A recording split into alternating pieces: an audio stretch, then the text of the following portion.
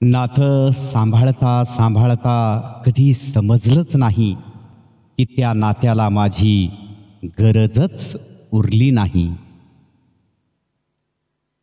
तुमने मजबूर कर दिया मुझे तुमसे अलग होने के लिए, तुमने मजबूर कर दिया मुझे तुमसे अलग होने के लिए, वरना मुझे तो तुम्हारे गुस्से से भी मोहब्बत थी।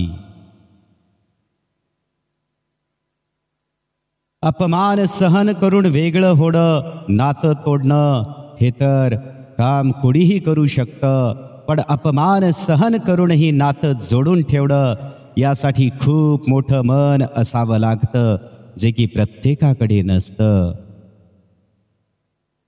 चांगले कुटुंब आणि जीवाला जीव देणारे मित्र भेटणे म्हणजे दुसरं काही नसून जिवंतपणीच मिळालेला स्वर्ग आहे।